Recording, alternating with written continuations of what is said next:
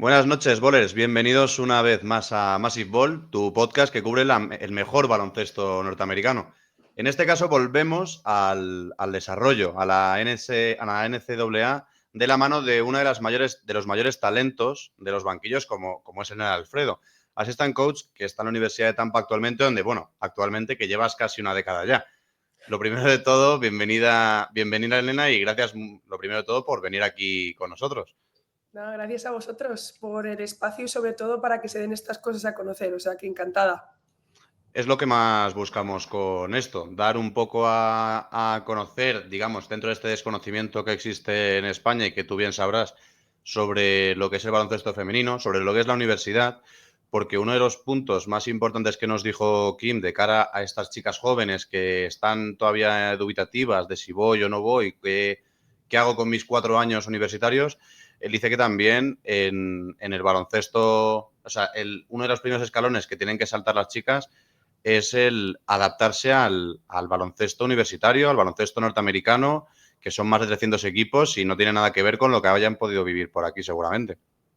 Te lo digo por experiencia porque yo vine a jugar y hasta las reglas son diferentes. O sea, las reglas FIBA, perdón, son muy diferentes a las reglas de la NCAA y estas continúan cambiando. Un ejemplo clarísimo que ahora hay un bulo tremendo con el paso cero en las reglas FIBA, por ejemplo, en España, vamos a hablar específicamente en España, aquí en la NCAA son pasos. O sea, tú no Claro. puedes hacer el paso cero. Uno de los miles de ejemplos que te puedo dar. Hombre, es que al final, quieras que no, el paso cero. Ya también un poco, Kim nos dijo, porque lo que buscamos también es, y te lo preguntaré más adelante, es también ese aporte que da el europeo que llega allí, ¿no? Para dar ese punto de vista. Y al final él dice que las jugadoras americanas, sobre todo, tienen más falta de técnica y táctica, así como que tienen mucha superioridad física con cara a la europea. Entonces, al final, ¿qué crees que es más complicado? ¿Adaptar a la jugadora norteamericana un poco a esa técnica y táctica europea o a la chica europea adaptarla a este nivel, a este ritmo físico y de todos los días trabajar 2 horas? Es complicado, ¿no? A ver, dos cosas hay muy claras. Que en este caso, para que os hagáis una idea, en high school, aquí, por ejemplo, uno de los grandes tópicos que existen ahora mismo, hoy en día, y nosotros lo vemos a diario, incluso yo cuando jugaba la NCAA, que jugué 4 años y ahora que estoy de asistente, que ya llevo casi 6 años aquí ya, uno de los handicaps que nos encontramos como coaches y las jugadoras en sí es que en high school, por ejemplo, juegan sin shot clock. No tienen los 24 segundos. Aquí en la NCAA son 30 segundos, por si no lo sabíais, y tienes 10 segundos para pasar de campo, y la regla FIBA son 24 y tienes 8. Bueno, pues los jugadores de high school, y los clubs que se llaman AAU teams, aquí en Estados Unidos, juegan sin shot clock. No tienen noción, y uno de los estímulos y una de las cosas más importantes de un jugador para la táctica de partido, ¿no? Es el tiempo. Sí, claro. Porque no es lo mismo jugar un ataque vamos a hablar en reglas de NCAA, cuando pasas de campo y no te están presionando con 26 segundos, y no es lo mismo enseñarle cuando tienes 16. O no es lo mismo, por ejemplo, tener reglas como, por ejemplo, que el jugador pueda pedir un tiempo muerto. En la FIBA no se puede. Todas Sí, estas total. cosas, de hecho, nosotros tenemos a una jugadora italiana ahora que acaba de venir, que me recuerda mucho a mí cuando llegué hace 11 años sin ningún tipo de noción, y lo primero que hice con ella es explicarle las reglas. Porque, por ejemplo, en la NCAA sí se puede, si tú tienes el balón en tu campo de ataque y tú quieres meter el balón, imagínate, estás sacando el balón desde la línea de banda, tú puedes traspasar la línea de medio campo Para atrás de... para Joder. Ah, atrás. bueno, claro. Es Cuando que ya eso has no. pasado en las reglas FIBA no se puede. Los tiros libres, por ejemplo, la manera de que incluso como está diseñado el campo, no sé si os habéis fijado, Sí. el block está en un sitio que es donde la manchita gordita, donde está el tiro libre, está en posición diferente que en la FIBA. Por lo tanto, cómo te posicionas para el rebote, y en las reglas, por ejemplo, en la NCAA se posicionan 3 y 3. En las reglas FIBA es 3 y 2. Entonces, todas estas cosas que hablamos de técnico-táctico, esto entra en juego. Es decir, ¿cómo voy a enseñarle a una jugadora el punch dribble, el snatchback, cómo utilizar el float dribble, Sí. todo eso, si no sabes las reglas? Eso es lo primero. Y para responder un poquito más allá a tu pregunta, creo que las dos son complicadas, pero si tú llevas un caché ya de años, por ejemplo, en este caso la jugadora europea, en la que ya llevan jugando con relojes, es decir, saben cómo jugar con el tiempo en el campo, ya te han explicado un poquito, pues eso, las reglas básicas o la técnica básica de cómo utilizar un bloqueo directo, por qué se utiliza, cuáles son los espacios, etcétera. Es mucho más sencillo si ya tienes una base, ¿verdad? Claro. Igual que cuando yo vine a Estados Unidos, siempre he utilizado esta metáfora. Yo no sabía inglés al 100%, pero a mí me habían explicado en clase la gramática. Por lo tanto, a mí me costó un poquito menos que alguien que no lo haya visto nunca. Yeah. Pero, por el otro lado, a mí, en este caso, por ejemplo, hablando de mí, las jugadoras que yo veo, y le está pasando a la italiana que tenemos este año, y le ha pasado a muchas jugadoras que yo he visto a lo largo de los años, incluso compañeras mías que también venían de Europa y tal para jugar en la NCAA, la fisicalidad y la manera de trabajar que hay aquí no se tiene en Europa ni en España. Y con ello me explico. Yo no te estoy diciendo que tengas que hacer ejercicios a ir a 200 de intensidad todo el rato, no, porque claro. Sí, ¿vale? Pero sí que es verdad que como se dice en inglés, el camaraderie, que es la sensación de equipo, la sensación de que algo te cueste y tengas a las jugadoras animándote, que te hagan ejercicios, por ejemplo, defensivos tremendos, que te estoy diciendo que yo a defender aprendí aquí. O sea, tema de saber cómo tener una mentalidad fuerte y saber aguantar ciertas cosas, creo que son necesarias a la vez que la técnico-táctica. Entonces, yo creo que si juntas las dos, creas una maravilla de jugador, ¿verdad? Incluso en este caso como coach, que yo soy entre comillas joven, ¿vale? Llevo muchos años entrenando y he jugado muchos años, pero sigo aprendiendo. Y cuando me preguntan qué creo que es más fácil, creo que lo mejor es una mezcla de las dos. Pero sí que es verdad que teniendo unas bases de técnica, y yo he tenido, por ejemplo, mucha suerte con mis entrenadores, y yo hacía miles de preguntas en cuanto a la táctica, ¿por qué haces esto? ¿Por qué defendemos así? ¿Por qué hay que ir con el bote aquí? ¿Por qué hay que tirar así? Etcétera. Es mucho más sencillo que enseñar a alguien a ser físico. Pero a la vez, si nunca has sido físico, te va a costar un montón aprender a utilizar tu cuerpo, a que no te dé miedo, por ejemplo, a sacar una falta en ataque, a cómo posicionarte para que no te hagan daño, y la técnica de, por ejemplo, meter el mentón y tirarte al suelo y que no te des un golpe en la cabeza y tengas una contusión y no puedas jugar en 3 semanas.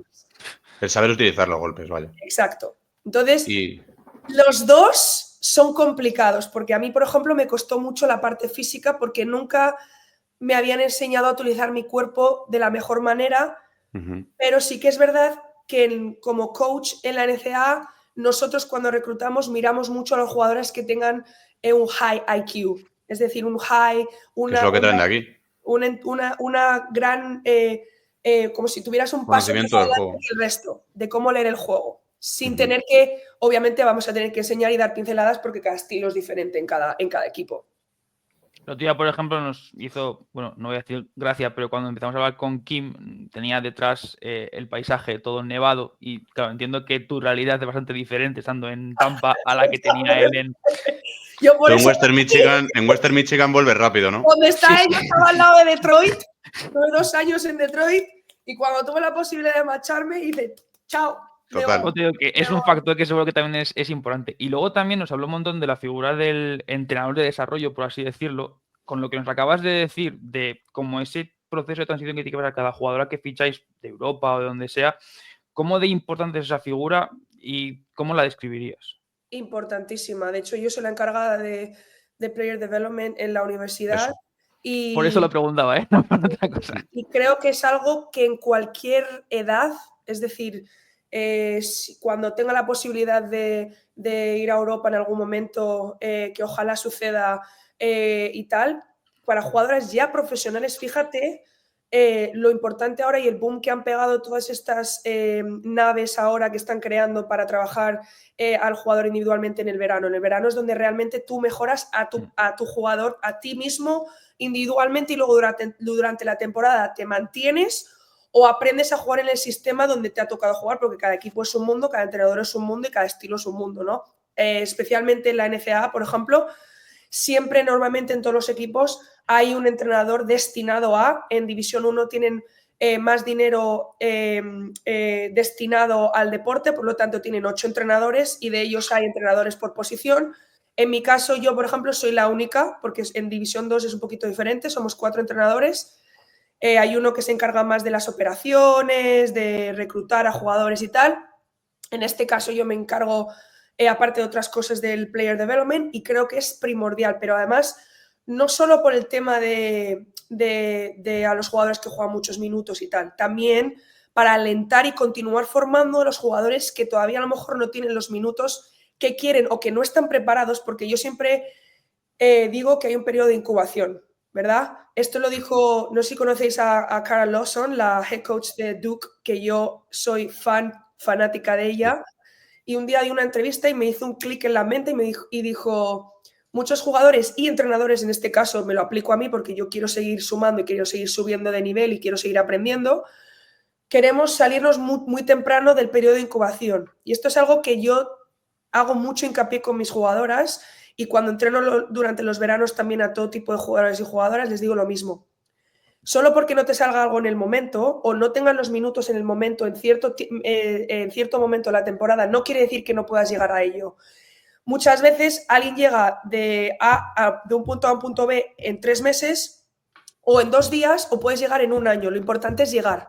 Entonces, ese trabajo que haces con el jugador individual es tanto mental como técnico-táctico. ¿Me entiendes? Entonces, Sí. muchas veces, incluso tengo, ayer mismo tuve a una jugadora, traje juntas a una jugadora que no juega ni un minuto ahora mismo, con una que el año pasado no jugaba y este año juega de titular y juega 35 minutos por partido. Y luego aposta para que entrenen juntas, y esta jugadora que a lo mejor está en una posición que no quiere o que está en ese periodo de incubación que todavía le cuesta, que es freshman de primer año, que no entiende muchas cosas todavía, que entiendan que ese periodo de transición sucede. Entonces, todo este tema del desarrollo individual es importantísimo, primordial desde el punto número 1 de la temporada, que el día 1, hasta el final, incluso en verano. O sea, sobre todo la parte, y saber cómo organizarlo dependiendo de la parte de la temporada en la que estés, y el verano que esté focalizado a la mejora individual, a añadir cosas a tu juego que no tienes, a la mejora física, a la prevención de lesiones. Si eres, ¿sabes? Por ejemplo, en mi caso yo era todo el rato me lesionaba del Aquiles, por eso me lo rompí y dejé de jugar. Y yo lo que hacía era intentar hacer ejercicios, pues eso, para mejorar el Aquiles, y luego en mis entrenamientos con mi coach, pues hacíamos cosas tanto para prevenir ese tipo de lesiones y mejorar, como luego dentro del juego, pues ver qué cosas añadir a mi juego para poder jugar más, etc. Entonces, súper primordial de toda la fase, tanto mental, física, técnico, táctica, absolutamente de todo. Y creo que es algo que no se habla casi, ahora se está hablando más, pero es mucho más importante que saberte todos los X y las O's en lo demás, para mí. Sí, sí, yo es que creo que al final antes se tomaba al jugador como uno más, un número, ¿no? El jugador número 1, el 2, el 3, y no se humanizaba el que a lo mejor hay jugadores que lo que dices es que le cuesta más tiempo o menos tiempo el llegar de un punto A un punto B, y yo creo que sobre todo a las jugadoras, yo creo que sobre todo los profesionales, tanto de chicos como chicas, que abiertamente hayan roto ese melón de, oye, tengo problemas psicológicos, he sufrido depresión, y no pasa nada, y no pasa nada. Es algo igual que me puede pasar a mí como le puede pasar a cualquiera. Y es al final lo bueno que hacen. Yo también creo que a lo mejor, no sé, al final me gustaría también tocar el qué se ve al final del túnel de esos 4 años universitarios, porque me da curiosidad el pensar que cuando una jugadora llega este primer año me da la sensación de que es muy complicado a nivel adaptación por las normas, por el estilo de vida, la rutina, el juego, etcétera. Y yo creo que ya el último año puede darse el caso también de que jugadoras vean que no van a conseguir lo que ellas deseasen, por ejemplo, y ese último año lo dejen un poco de, si es que no llego, me cuesta.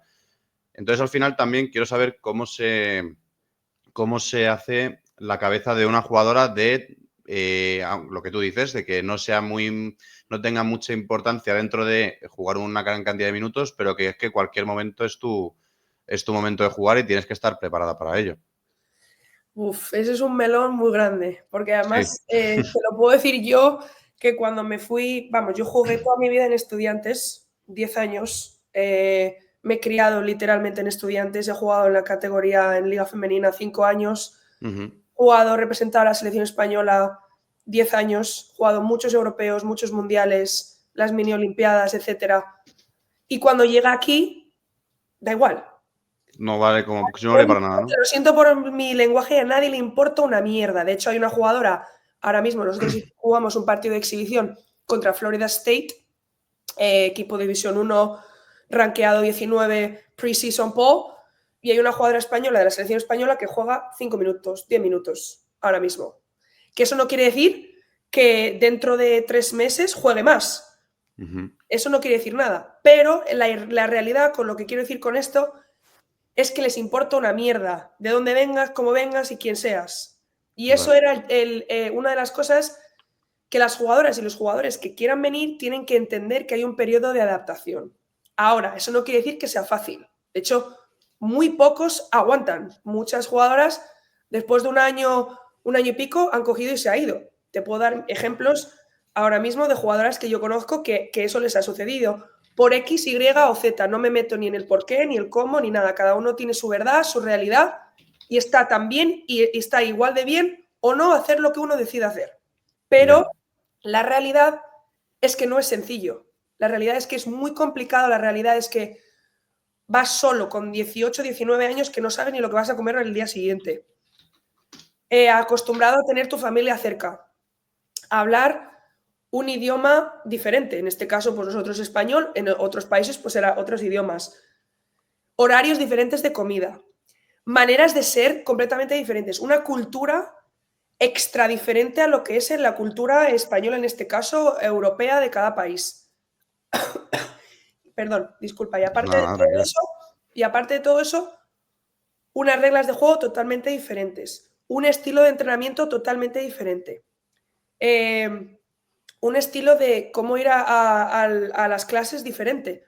Porque al final, en España, por ejemplo, tus estudios no van acorde con el baloncesto o con el deporte. En la NCAA sí.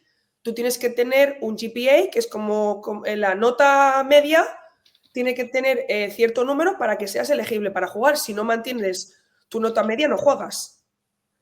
Entonces es como, es el primer año, sobre todo los primeros meses, la realidad es que yo lloraba todos los días y me quería ir a mi casa todos los días. Y todos los días llamaba a mis padres diciendo, no entiendo una mierda, no puedo ser independiente, no sé de qué coño me están hablando la mitad de las veces, no entiendo nada en clase, tengo que grabar las clases y verme las clases en 4 horas, tardo 2 horas en leerme una página de mi libro de historia, no he suspendido una puta clase en mi vida, perdón por mi lenguaje. No, tú tranquila.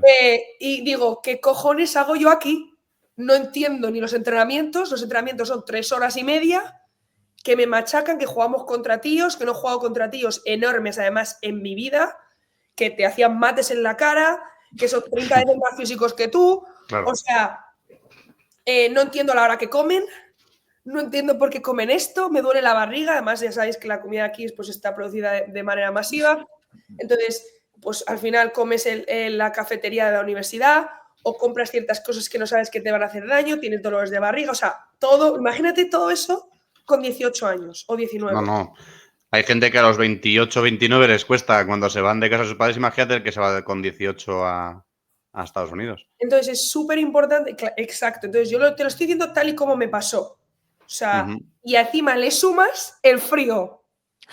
Y encima le sumas que yo vengo de Madrid, de una ciudad enorme que se pueden hacer millones de cosas, y me voy a Toledo, Ohio, que todos mis respetos a Toledo, Ohio, pero no hay nada que hacer. Está el supermercado, el cine, si eso, y la universidad. Vale, y con todo lo que nos acabas de contar, después de ese primer año, porque llevas 11 años, vale que te cambiaste de sitio, ¿vale? Pero ¿qué te hizo cambiar ese clic en la cabeza? Claro, porque eso es el primer año. El primer año te lo pasas como nos has comentado. Entonces, ¿qué o quién te llevó a eso, a quedarte? Pues la realidad es que yo yo me lesioné mi primer año, tuve mala suerte, yo iba a ser titular, y de hecho como rookie bastante complicado, estaba jugando increíble y me lesioné el codo derecho. Me disloqué el codo derecho y estuve fuera casi 6 meses. O sea, todo eso le añades la lesión, que yo he tenido muy mala suerte con las lesiones, es la realidad. Entonces, después de ese primer año, yo hablé con mis padres, obviamente, y les dije, mira, yo no soy una persona de tirar la toalla tan fácil, yo soy muy cabezota.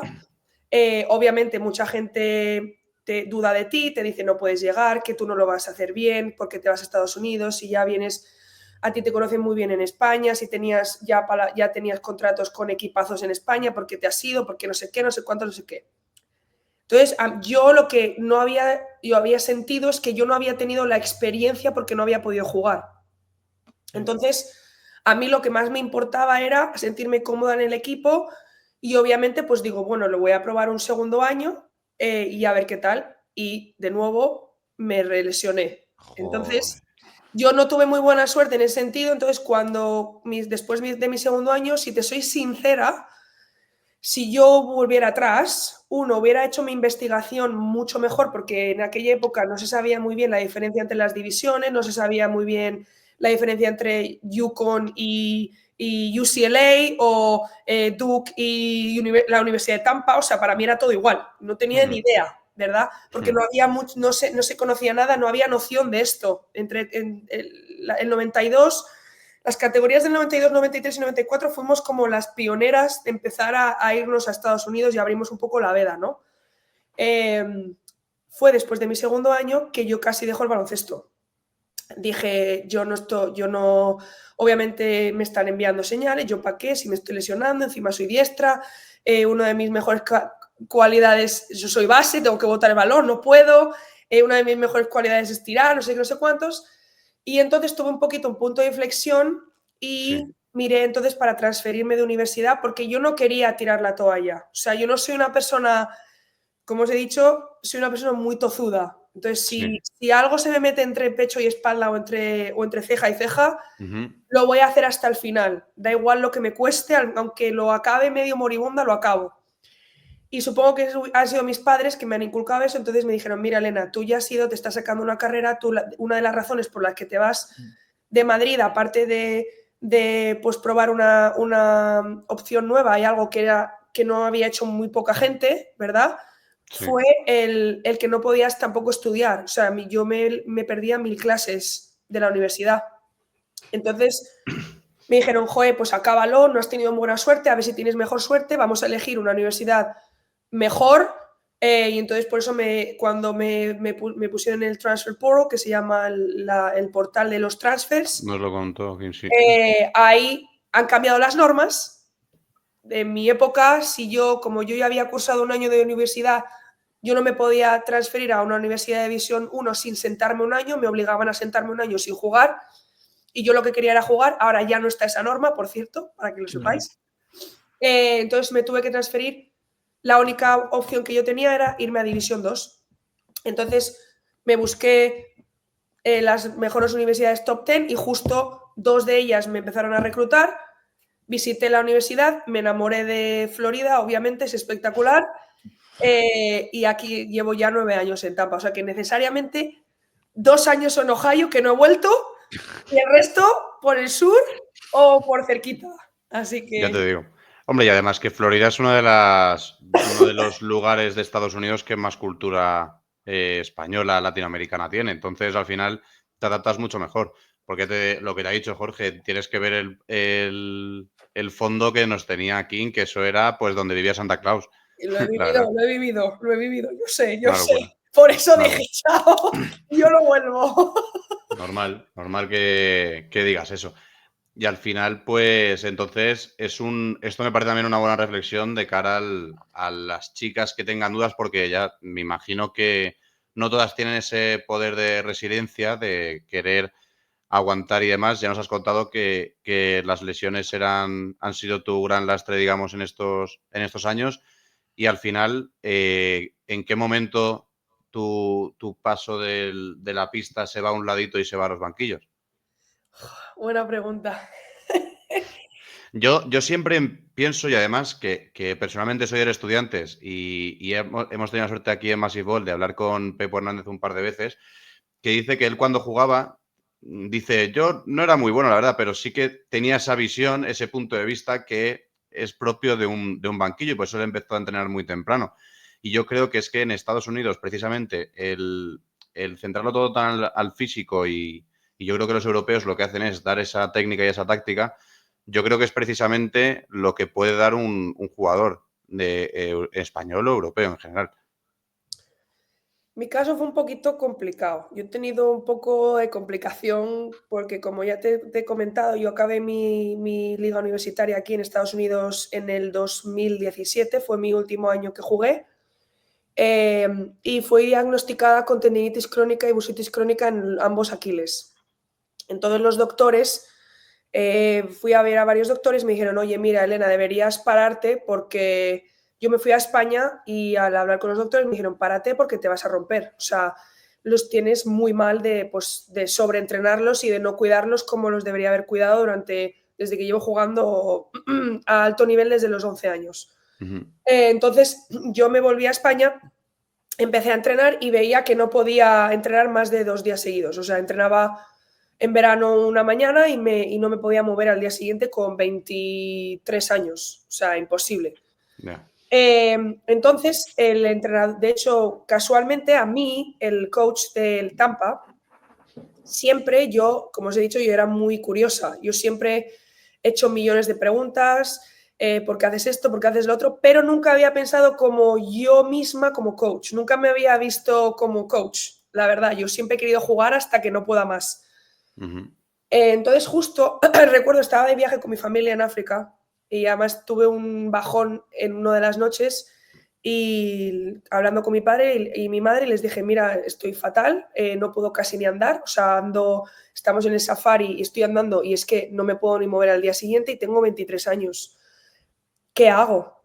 Y entonces justo ese día recibo un correo electrónico de mi coach y me dice, mira, he hablado con el AD, que es el director deportivo allí en la universidad, y queremos abrir por primera vez una posición de Graduate Assistant. Graduate Assistant significa que a ti te pagan el máster mientras tú das un servicio, en este caso como asistente, pero realmente no eres full-time assistant, eres básicamente estudiante en prácticas, te pagan los estudios, esa es la manera de remunerarte, mientras tú aprendes a ser coach, básicamente. Vale.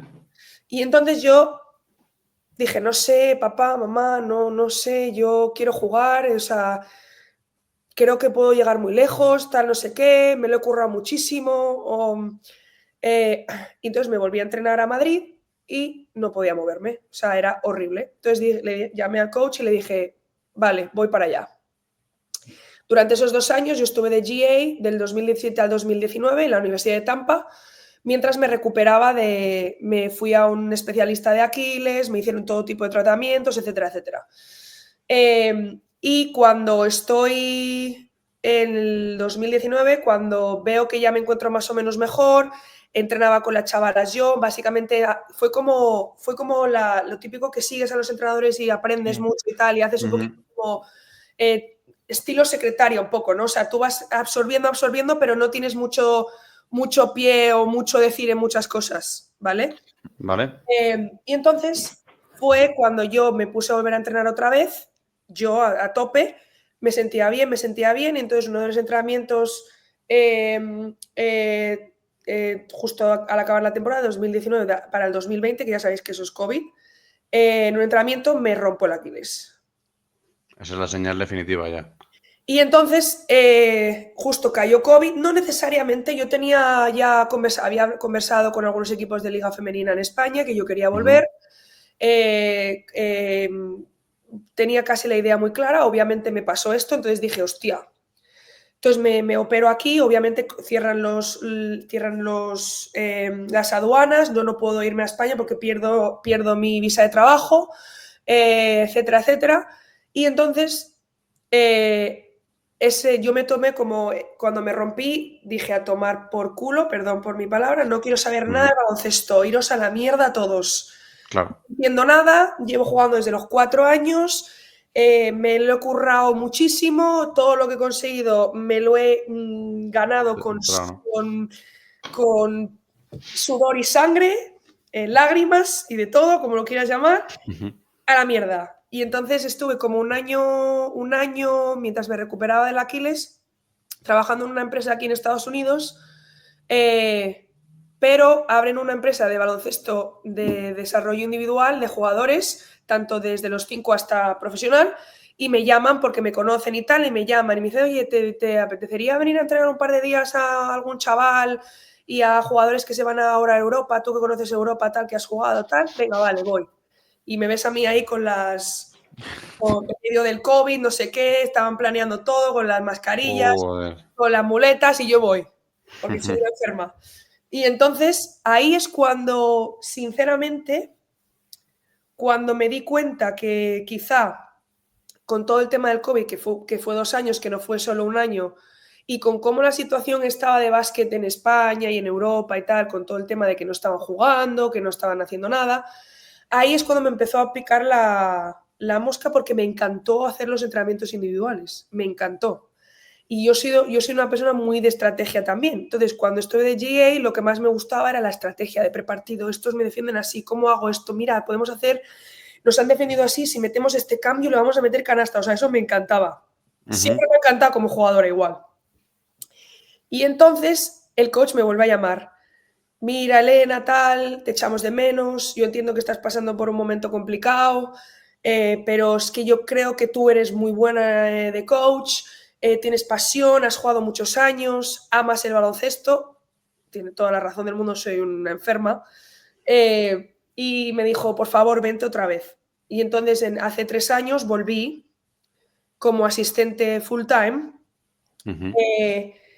Y la verdad es que cada vez me gusta más y soy una enferma, y cuando la vida te da limones tú haces limonada.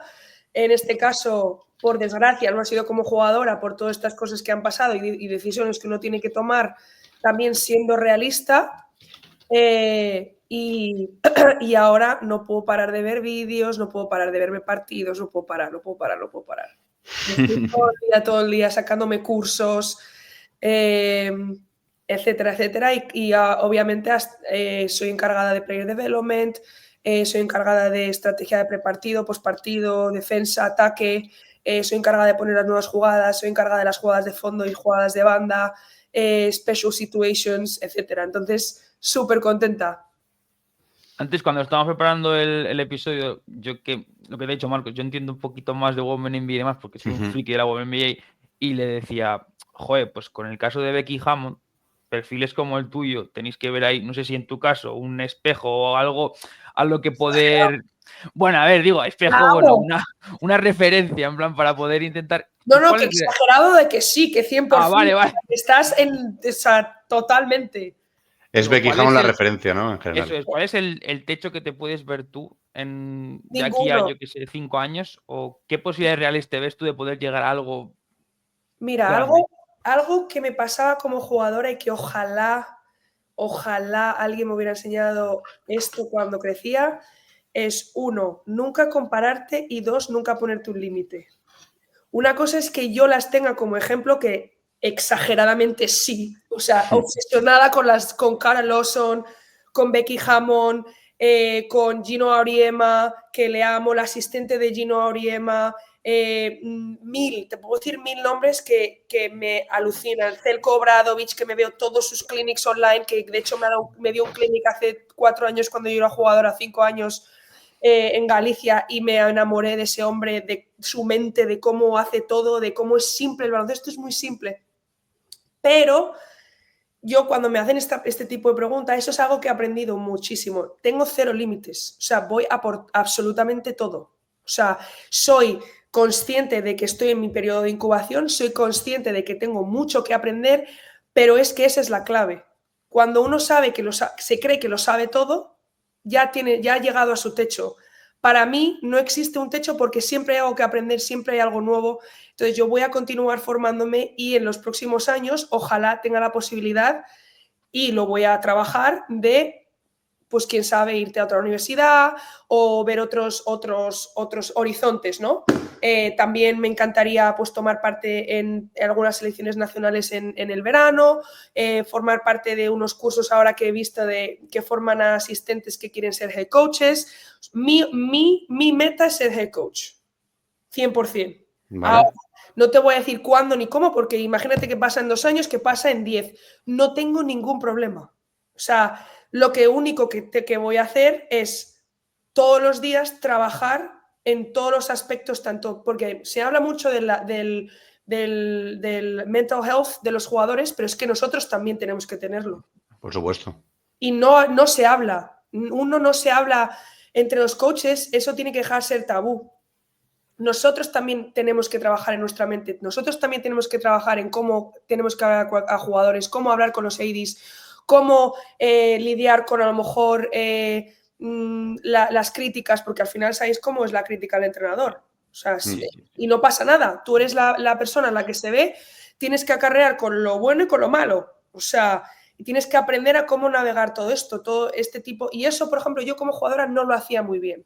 Y yo soy consciente. Yo como jugadora era demasiado perfeccionista hasta el punto de que me hablaba a mí misma negativamente o me daba feedback destructivo. Y eso es lo que no quiero hacer con mi yo de entrenador ahora. ¿Me entiendes? Entonces, yo soy consciente que todo eso tiene un trabajo y un periodo, como dijo Cara Lawson, la head coach de Duke, que también fue jugadora muchos años, es un periodo de incubación. Entonces, si pasa en 2 años, yo haré lo posible para que cuando la oportunidad llame, yo esté preparada. ¿Me entiendes? Si es que al final no hay fechas, no hay una estipulación, no hay un marco de tú tienes que tener antes de los 35 un puesto de tal.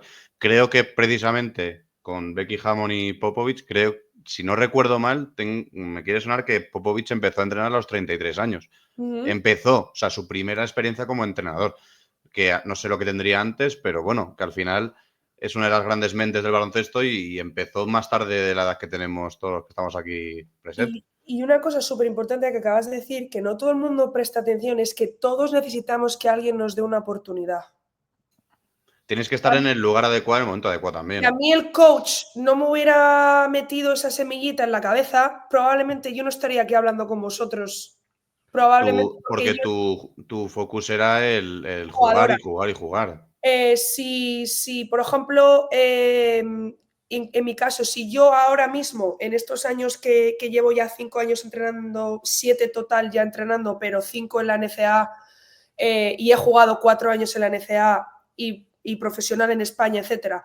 Si yo ahora mismo, si a mí el coach me viene a preguntar y me hace preguntas y yo no estoy preparada, yo no estoy tomando ventaja de mi situación y no estoy demostrando que yo soy capaz de ser y de subir de rango cuando tenga la oportunidad, ¿me entiendes? Entonces, claro, mi meta es, a día de hoy, estar lo más preparada posible en todos los días, todos los entrenamientos.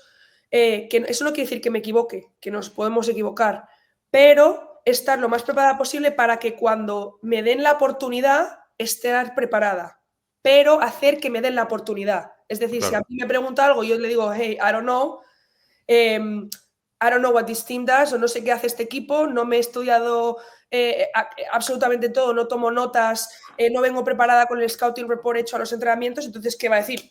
Pues no te voy a dar la oportunidad, chao pescado, claro, y no voy a hablar bien de ti en las convenciones de entrenadores que hay aquí, etcétera, etcétera. ¿Me entiendes? Entonces, al final es como le llegó la oportunidad a Kim, creo, más o menos parecida, y yo creo que al final es como que la reflexión que puedes sacar de eso perfectamente no es que tengas un límite, sino que tú sabes, eres consciente de que en algún momento te va a llegar una oportunidad, una señal, algo como lo que pasó de que te llamó tu entrenador y la vas a tener, entonces vas a tener que aprovecharlas, vas a tener que estar preparada para que cuando ese momento llegue, exacto, ahí estés, ¿verdad? Esa es mi meta, estar preparada y no compararme con nadie, utilizar como motivación a este tipo de personalidades, Becky Hammon, Popovich, Obradovic, Pablo Lasso, que me encanta, 1000 entrenadores que te puedo decir, incluso míos, Ángel Goñi, que me entrenó toda mi vida, que es una mente extraordinaria.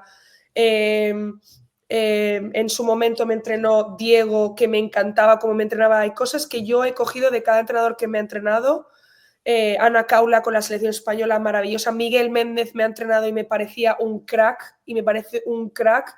Y yo hay cosas que él me hacía, que me decía, que me entrenaba, maneras de motivarme. Cuando yo jugaba con la sub-18, que me dio la oportunidad de ser titular con un año más con la selección, y todas esas cosas todas esas conversaciones que he tenido alguna vez con ellos, obviamente no me acuerdo de todo porque era muy pequeñita, pero muchas de esas cosas yo los cojo de cada entrenador y yo me amoldo yo a mí misma como yo quiero ser como entrenadora y como soy a día de hoy como entrenadora, ¿no? Entonces, esa es mi meta. Mi meta es moldearme lo más que pueda, saber un poquito de todo, porque al final, y esto es súper importante, y Steve Kerr, que le adoro, que me veo todos sus vídeos, masterclass, todo, que Ujú. incluso Coach K, que tiene una masterclass, que la recomiendo si no la habéis visto.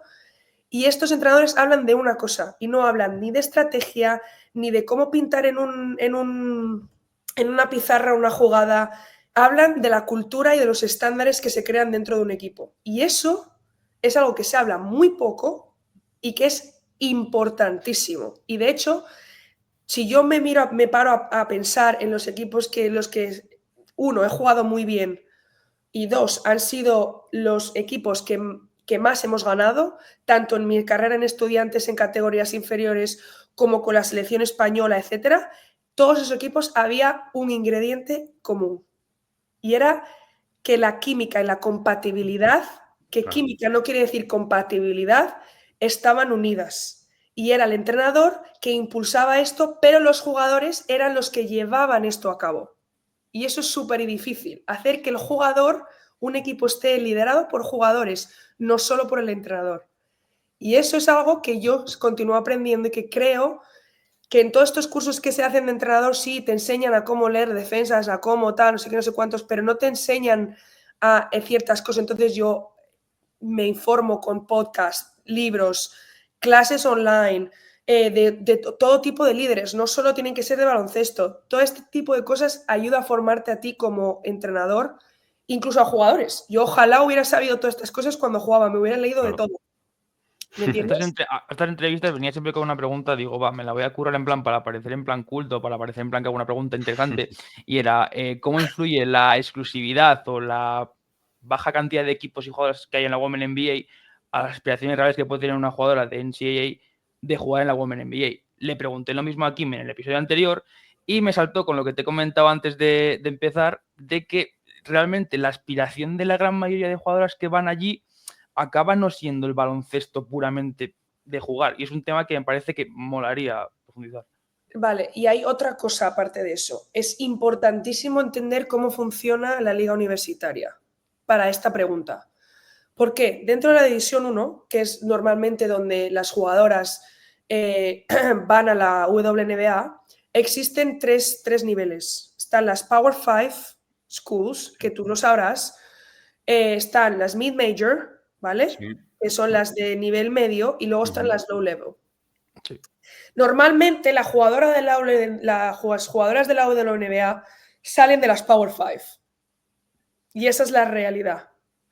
Luego, dentro de eso, de las mid-level, quizá alguna low-level, que haya alguna jugadora buena, o incluso División 2, que muchas de las que van a División 2 tienen situaciones similares a la mía, que se ha lesionado o que quieren irse cerca de casa, etcétera, etcétera, etcétera. Nosotros, por ejemplo, el año pasado teníamos una pivot, o sea, que no te puedo explicar, que era de División 1, nivel División 1 100%, que vino a Tampa porque no quería separarse mucho de su familia, que la universidad le pillaba a 30 minutos, y dos, porque sus notas eran así, y entonces en una universidad más pequeña, por ejemplo, la Universidad de Toledo, para ponerte como por ejemplo, tienen 35.000, 40.000 estudiantes. La Universidad de Tampa tiene 10.000, entonces las clases son mucho más pequeñas, puedes hablar con el profesor, mucho más complicado entrar a la universidad, pero tienes muchas más ayudas. Comparado con ciertas, no estoy diciendo que todas sean así, pero la mayoría de las estatales con las privadas es así, ¿vale? ¿Qué pasa? Para entender lo que sucede es lo siguiente. Si tú vienes a la NCAA, si eres europeo, uno es para cambiar de experiencia, porque para poder estudiar y jugar a la vez y vivir algo que no puedes vivir una vez que ya eres profesional al 100%, ¿no? Que ahora con el NIL ha cambiado todo esto comparado con cuando yo jugaba. Y las americanas, muchas de ellas tienen aspiraciones de ir a jugar a Europa. ¿Por qué? Por lo mismo, porque quieren vivir algo diferente, quieren otro tipo de rutina, a lo mejor no les apetece quedarse en Estados Unidos. Aquí no hay tanta posibilidad porque no hay liga, no está la WNBA como en España, Liga 2, Liga 3, Liga Challenge y no sé qué, no sé cuántos, Sí. ¿verdad? Que hay diferentes niveles. Está la WNBA, que es la liga profesional con las mejores jugadoras de Estados Unidos y del mundo ahora mismo, porque se están extendiendo y están trayendo a jugadoras muy buenas de Europa, como Julie Van Loo, María Conde, etcétera, etcétera, etcétera, europeas, Marta Sargay en su época hasta que dejó de jugar, etcétera, etcétera. Esa es la gran diferencia. No es que todas no tengan la aspiración de ir, que sí y no, pero normalmente de esas Power 5 Conference Schools, esas son las que califican por el nivel, por el físico, por la exposición, por etcétera, etcétera, son las que van a la WNBA. ¿Vale? Sí. El resto, muchas de ellas lo que quieren es irse a Europa, y las europeas o quieren vivir la experiencia y se dan cuenta de, joe, puedo hacer bastante dinero aquí, se vive bien, me gusta la carrera, me he enamorado, me ha encantado mi trabajo nuevo, me he quedado haciendo prácticas y me merece la pena porque quiero ser bióloga marina.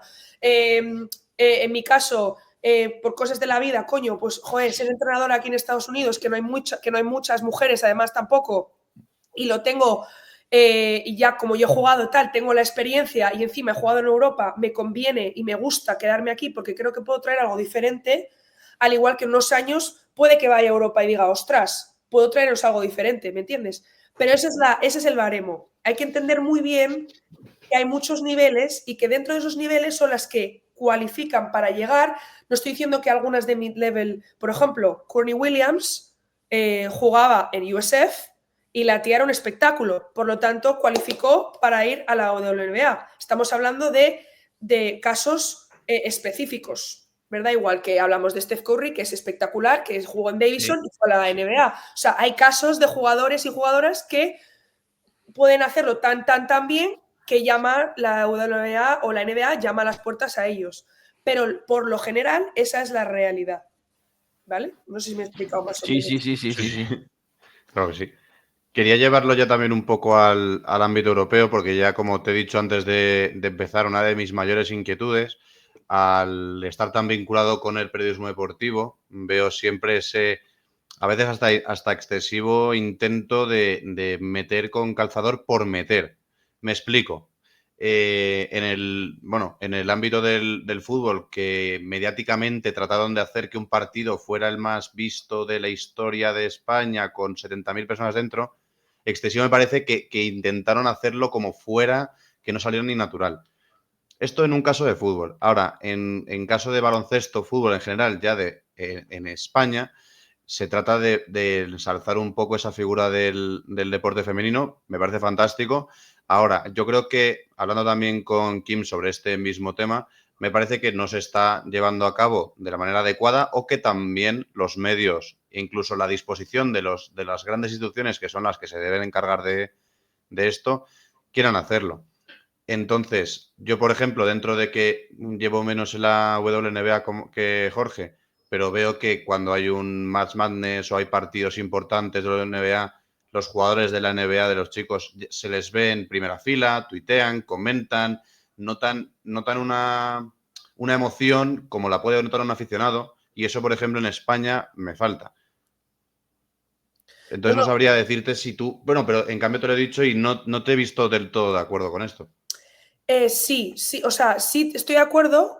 Ha cambiado ahora bastante por el tema de Claro. Caitlin Clark y todo, y el boom que ha causado Angel Reese y demás, ¿vale? Porque al final, si os fijáis, el baloncesto de femenino va un poquito como 10 años atrasado que el masculino. Y físicamente igual. Si os fijáis, hace 40 años las chicas no éramos tan rápidas, ¿no? Y los chicos sí, un poquito más.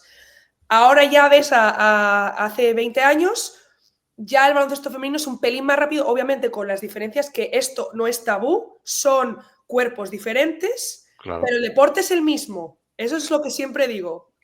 Unos son mujeres, otros hombres, pero el deporte es el mismo. Ahora, se juegan diferentes, eso no es tabú y no pasa nada. Todos los deportes son así, ¿vale?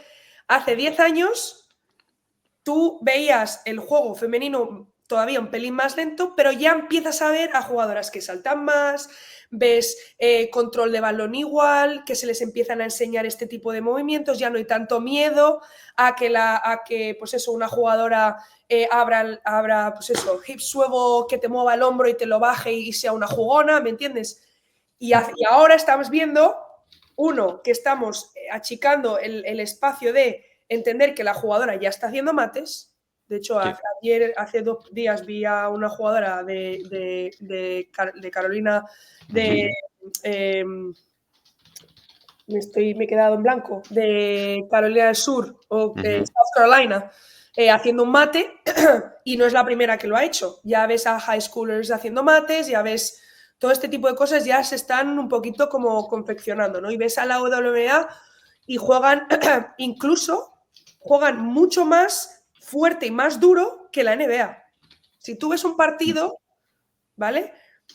La defensa de la WNBA es completamente diferente que la de la NBA. No estoy diciendo que físicamente sea más difícil, no estoy diciendo que a lo mejor los jugadores sean mucho más difíciles de defender. Yo únicamente estoy diciendo que la estrategia defensiva no es la misma, ¿vale? Entonces, ¿qué pasa? Con todo el boom de Caitlin Clark, lo que ha hecho esto es que una jugadora ha cambiado el espectro del baloncesto, igual que Curry lo hizo en su día, igual que Jordan lo hizo en su día. Gracias a Jordan ahora hay los signature shoes, ahora se hacen marcas al jugador, no eres tú el que vas a la marca, etcétera, etcétera. Todo el tema de las redes sociales ahora, cómo se hacen campañas, todo esto es un dinero que se ha acarreado tanto de la televisión como de las marcas de marketing. Todo esto es un dinero que se lleva a eso. Entonces, para tú tener ese tipo de boom, tú tienes que decir, ostras, tengo que hacer un deal. ESPN ha dado no sé cuántos millones para hacer anuncios de la WNBA, de la NCAA, tienen deals con las televisiones ahora, con las televisiones más importantes, TNT, ABC, todas las televisiones locales ya no son streamed. Antes todos los partidos eran en streaming, que no está mal, porque streaming es importante. Pero ¿qué pasa? Que ahora están en la tele, ahora se comercializan, ahora haces anuncios con hombres y mujeres, tanto de la NBA como la WNBA, como la NCAA. Ya utilizan sus plataformas digitales porque ahora muchas veces a los chavales se les llega por las redes sociales. Eso es así. Tanto TikTok como Instagram, etcétera. Pero todo ha venido por el boom y porque se ha dado cuenta que una jugadora ha cambiado el aspecto de cómo se ve el juego femenino. Es decir, que Caitlin Clark ha sido la jugadora tanto, y esa clase de jugadoras, ese año de jugadoras, cuando digo clases, class en inglés, que no sé cómo se dice en español, lo siento, estoy chapurreando aquí. Sí. Clase de draft, igual, sí. Pero ha sido eso, ¿verdad? Iowa no había llenado los pabellones así nunca. Nunca. Y es porque siguen a un jugador, porque se le quiere como jugadora, porque ha cambiado la dinámica del baloncesto. Y ahora sí, el año pasado fue cuando se hicieron los contratos y los deals, cuando Caitlin Clark se fue a Indiana Fever. Los tickets, por ejemplo, del Arena, del Indiana Fever Arena, antes eran, creo que $40 y ahora son 300. Claro. Y se llena. Entonces, ¿qué pasa? Cuanto más dinero tú pones, y todas estas jugadoras, Sue Bird, han hecho Sue Bird con su mujer, Megan Rapinoe, todas estas jugadoras han creado un business en internet, en las redes sociales, donde ellas también hacen para que haya más anuncios que se vea el baloncesto femenino, más anuncios donde se vean las jugadoras y se crea ese vínculo con la personalidad de la jugadora. No solo es el baloncesto en sí, y los jugadores es lo mismo. ¿Por qué te crees que hay películas en Netflix de LeBron James o han hecho el Starting Five ahora para que los videntes conectemos con ellos como personas y les queramos seguir?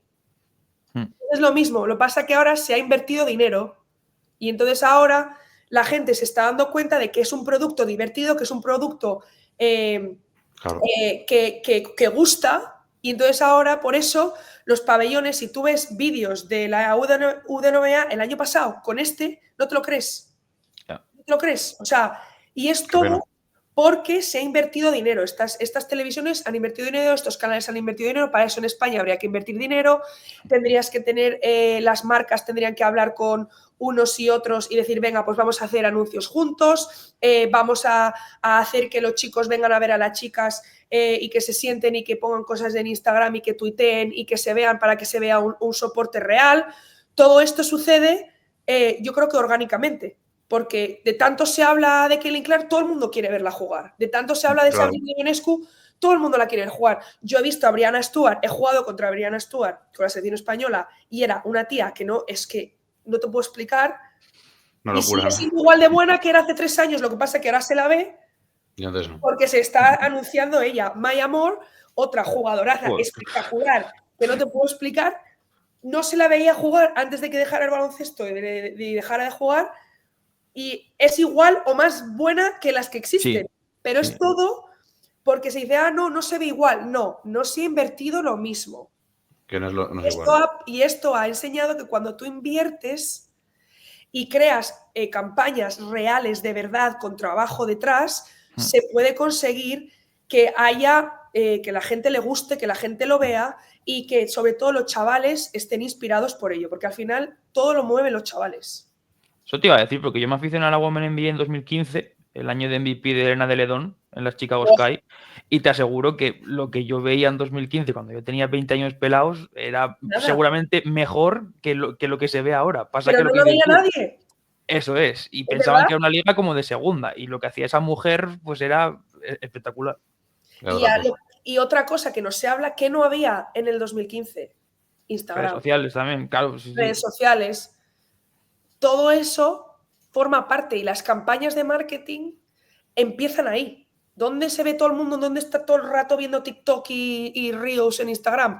Todo Dios. O sea, todo Dios. Y lo digo por experiencia mía. Yo hace poco empecé a poner vídeos de yo entrenando.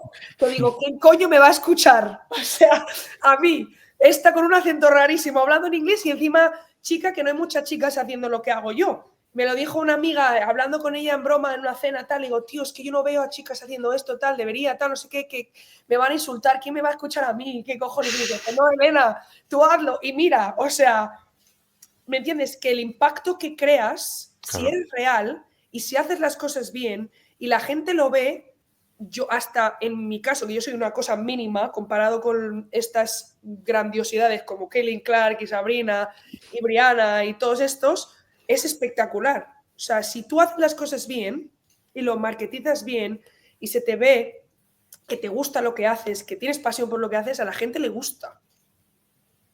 Y extrapolando eso a España, ¿cómo de jodido lo ves? Es que ¿Y qué futuro le ves? Claro, es que suena en plan como si fuera un tópico decir que es que allí me tomo de pasta, pero es que en España el futuro en ese tipo de cosas es malo, porque Marcos hablaba el otro día de que, claro, lo que te ha dicho de Torrelodones, que haya buenos prospects y demás, claro, pero que haya buenos prospects no quiere decir que eso vaya a mejorar la cantera del país de origen, quiere decir que va a nutrir más a un país como Estados Unidos, pero tú en España estás en la mierda absoluta. Hay que, o sea, a ver, tampoco te voy a decir al 100% qué sé lo que está pasando porque veo, pero no estoy al 100% ahora mismo con lo que está sucediendo en España. Pero sí que es verdad que no se hace igual. No se hace igual. Yo es que, Elena, veo que la gente se queja mucho. O sea, al final esto es que la gente se queja mucho de que esto no lo ve nadie, es que no ganan lo mismo. Que, vale, vamos a poner una solución. Aquí todo el mundo nos sabemos quejar. Ahora, ¿qué soluciones se pueden haber? Pues invertir, todo es el dinero, invertir para las campañas de marketing, hacer que se... Mira, si algo son buenos aquí, es en marketing. Sí, o sea, todo. Te venden un todos los días, el día del donut, el día del árbol de Navidad, el día del café, o sea, es exagerado. Si algo he aprendido aquí, incluso si vas a un partido, de hecho, el ejemplo más exagerado es que cuando traje al asistente que trabaja conmigo en Tampa a Madrid, que fuimos a ver el campeonato de cadete en Guadalajara el año pasado para reclutar y tal y fichar, la llevé a ver un partido del Real Madrid de fútbol. Y le dije, vas a flipar porque no hay pantallas, todo el mundo está viendo el partido en el tiempo de descanso, no hay nada, o sea, no se hace nada. Claro, tú vas a un partido de fútbol americano y alucinas. sea, que Eso te lo si hago yo. confeti, que si trompetas, que si bailarinas, que si pantallas enormes, que si giveaways, que te doy pizza, que te doy tal, que te doy entradas, que te doy no sé qué. Todo eso es importante para mantener a la gente enganchada, ¿me entiendes? Claro. Pero si tú no anuncias que los partidos están en, me voy a inventar, en Movistar o... Televisión Española o en Movistar, Sí, sí, sí. y no llevas a los equipos al canal de David Broncano, si no llevas que lo ve mucha gente y tal, y que a lo mejor lleva personalidades así un poco diferentes, si no abres la veda a otros programas de televisión, yo que sé, imagínate a Masterchef, te llevas al coach de Valencia Básquet y que empiece a hablar de su equipo, que hable de cosas que han pasado, que la gente lo vea en otros ámbitos, la gente no va a saber, y eso es lo que hacen aquí. Claro. Ya. Todo eso es marketing, todo eso es meter. O sea, está muy bien hacer cosas en streaming, pero la gente lo tiene que ver en las redes sociales, tienes que buscar cuáles son los programas más vistos, cómo se puede llevar a la gente para que lo vea, dar a la gente a conocer tu personalidad, porque a lo mejor, cojón, yo qué sé, soy muy buena, pero soy una gilipollas. Sí, sí. A Claro, ver, tienes que como, también venderlo bien de cara al público de que claro, seas un entonces, ejemplo para el resto. y cómo lo marketizas es súper importante. Y todos estos partidos, y también la época. Si te fijas, la WNBA no pasa a la vez que la NBA. No. Porque son El fútbol realistas. americano se acaba más o menos cuando empieza la NBA. Claro. La final de Copa de la NBA se juega un martes para no juntarse con la NFL. Exacto. Todo Claro. eso tiene que ver. ¿Por qué? Porque entonces aquí se sabe que en verano se juega la WNBA para los fanáticos del baloncesto y béisbol para los fanáticos del béisbol. Durante el año, literal es baloncesto todo el año, porque es más básicamente la NBA dura desde el final de la WNBA hasta Hasta abril y mayo. mayo, Casi junio. Sí. ¿vale? Cuando ya se está acabando, justo hay un medio parón donde se juega el March Madness, que es la liga universitaria. Que está todo planificado. Hay 200 canales, si yo te pongo la tele, te pongo ESPN no, HD, ESPN 1, ESPN 2, ESPN 3, ESPN Plus, todo eso, Claro. todos, específicamente ESPN Plus, también ponen partidos de fútbol de España. Sí. También ponen partidos de la Champions League de fútbol de España. O sea, ¿me entiendes? Que tienes que tener la televisión preparada y los canales preparados para dar este tipo de deportes. No solo puede ser teledeporte cuando nadie lo ve a un domingo a las 9 de la mañana. Que Por nadie va a decirte, verlo. por Claro. decirte Sí, sí. una hora que nadie se va a levantar un domingo en España a ver un partido. Hmm. Solo Raro me será. levantaba a mí mi padre para ver la Fórmula 1 cuando era pequeña a las 8 de la mañana para ver, Claro. ¿me entiendes? Alonso y Ya. a Schumacher en aquella época. O Sí. sea, pero ¿me entiendes lo que te quiero decir? Entonces, todo eso tiene una estrategia, tiene un parón, hay que pensar, hay que ver cuándo se deberían poner los partidos, por qué, a qué hora, cómo marketizarlos, qué cosas puedo hacer en la tele, cómo puedo hacer una estrategia de marketing dentro de las redes sociales. Todo eso cuesta dinero y tiempo. No, claro. Y es una cultura de deporte. Si al final, y que no importa en muchos casos en España que se junten un deporte con otro. Hay veces que, mira, me acuerdo que se enfadaba Ilia Topuria, el luchador de Sí. UFC, porque su partido se juntaba con un clásico, me parece, o con un partido de Madrid, la Champions, porque se junta la Champions de chicas, femenina, de fútbol, se junta muchas veces con la masculina, entonces no hay manera de... o partidos de liga femenina. He visto, yo que sigo al Estudiantes, hay muchísimos días que se juegan al mismo tiempo uno que otro. Y no ¿A se quién ponen en la veo? tele. No puedo ver a los dos. Y también que tienes que pagar 120 euros al mes por tener todo el pack de deporte, que esa es otra. Bueno, que al final también termina siendo marketing, pero si no lo comercializan y encima es un bien de lujo ver deporte, es todo lo contrario literalmente a la cultura del deporte de Estados Unidos. Exacto. Yo como he visto que te gusta la Women NBA, y como creo que no voy a tener delante a alguien que esté tan cerca de la Women NBA bastante tiempo, me gustaría saber qué te parece ese binomio que se ha formado ahora con las Liberty y con las Aces, que para mí al final, es como descompensar un poco la liga, porque al final parece inevitable que en los próximos 2-3 años las finales siempre sean las mismas, por mucho que la gente con el boom de Caitlin Clark esté en plan que no, que la dupla Caitlin Clark-Aliyah-Boston va a ser eso la panacea, yo creo que los siguientes 2-3 años van a ser finales, lo más seguro, Aces Liberty. ¿A ti qué te parece eso para la liga? Si te parece que la beneficia un montón o si a la larga crees que puede debilitar un poco la estructura de la liga. Yo creo que acaba de empezar ahora a tener un boom y que hay que darle un poquito de tiempo.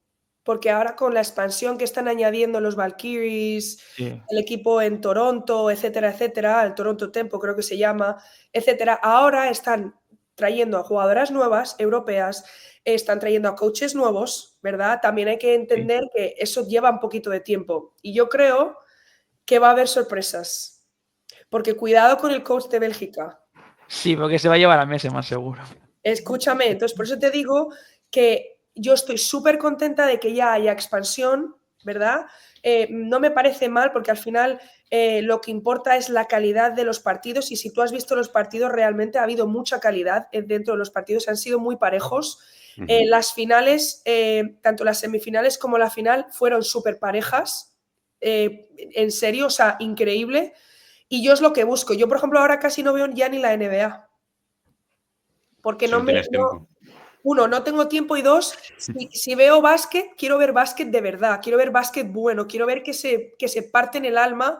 No te voy a decir que no vea a Curry porque Curry es Curry y Luka es Luka, pero si yo tuviera que elegir ahora, obviamente como entrenadora y como exjugadora y tal, yo vería la WNBA, me encantaría que estuviera ahora la WNBA y me veo college mucho más. Aquí la cultura es mucho más de college que de NBA durante el año, para que te hagas una idea. Entonces, el tema de la WNBA, yo creo que hay que darles un poquito de tiempo y que hay que estar atentos ahora con todo ese tema de que se pueden llevar a jugadoras, Sí. etcétera, etcétera. Lo va a hacer súper divertido y creo que nos vamos a llevar sorpresas. Obviamente, en el baloncesto femenino y tanto en el masculino ahora se ha ido un poquito más fuera de eso, de tener un pivot real, que sea de back to basket, que se llamaba antes y que, bueno, que lo llamamos ahora.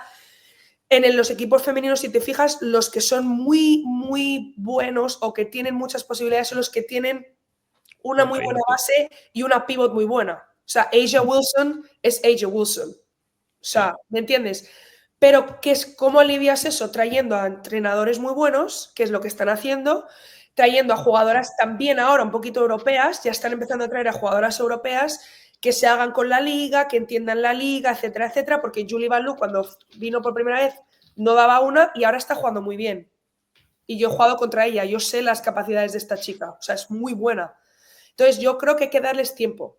Ahora que se están expandiendo, que se están dando a conocer, que hay más dinero, que ya la gente empieza a verlas, etcétera, etcétera, creo que va a estar súper bien. Estoy súper contenta y súper... ojalá yo termine ahí algún día de coach, ¿te imaginas? Marín Johannes, por ejemplo, que era jugadora que cuando entró en la Women NBA toda la gente estaba como sorprendida, ya va haciendo lo mismo en Europa 10 años, los tipos a una pierna, la media vuelta, las filigranas, las bombas, llega a la Women NBA y dice, pues tía, ¿de dónde ha salido? Y luego te dicen que son la liga más desarrollada en cuanto a scouts y demás, pero si esta chica lleva haciendo lo mismo 10 años en Europa, ¿sabes? Entonces, esas cosas son las que a mí me sorprenden un poco, que ahora se están profesionalizando mucho más y están buscando talento donde antes pensaban que solo había gente jugando ahí en el patio de su casa. Pero todo ha sido también a raíz de los Olímpicos. En los Olímpicos, Francia casi le da un susto a Estados Unidos. Y sin el casi, porque al final casi vamos. ¿Me entiendes? Pero si te has fijado, Alemania está a un nivel estratosférico. En Alemania están haciendo las cosas muy bien, muy bien. Entonces, el tema de la globalización, de las redes sociales, de los Olímpicos, es todo muy bueno porque así también nos damos cuenta y en Estados Unidos se dan cuenta que ya no estamos a tanto años luz, ¿me entiendes? Que físicamente y todo eso es todavía sí, pero tácticamente, técnicamente, ya empiezan a entender la importancia de eso. Entonces, Ahora por eso hay tanta veda de tantas jugadoras internacionales que se vienen para acá. Los coaches quieren a jugadoras internacionales en la NCAA, quieren a entrenadores y a jugadoras internacionales en la WNBA. Entonces yo por eso te digo que creo que van a cambiar las cosas un poquito. Creo que quizá, igual que por ejemplo la dinastía de Yukon ya ha acabado casi, ¿vale? Ya hay una similitud entre los equipos. Si os acordáis, en los chicos, en la NCAA, hace 10 años era UCLA, nadie les ganaba. Sí. Y luego Duke, y ahora no. ¿Me entiendes? Sí. Entonces, es lo que te digo del efecto este que te digo, que nosotros vamos un pelín atrasados en ciertas cosas por oportunidades, pero cuando se nos da la oportunidad ya estamos en la carrera, ya no estamos tan atrás y eso se va a empezar a ver, creo. Claro. Bueno, pues ojalá se vea que esto sigue así, que sigue saliendo gente de España, de Europa, que lo equilibremos todo un poquito. También Y te a ver digo si que se no nos da a conocer, porque nadie sabe que estamos aquí. Hombre, pero ya te digo que, vamos, aquí por lo menos yo personalmente, como te digo, que soy de Torrelodones, sí que veo que hay mucho baloncesto femenino, que hay mucha cultura del deporte. Al menos en este pueblo, sí que es verdad que es casos concretos de una base que lleven, de una estructura, de un proyecto de cara a futuro.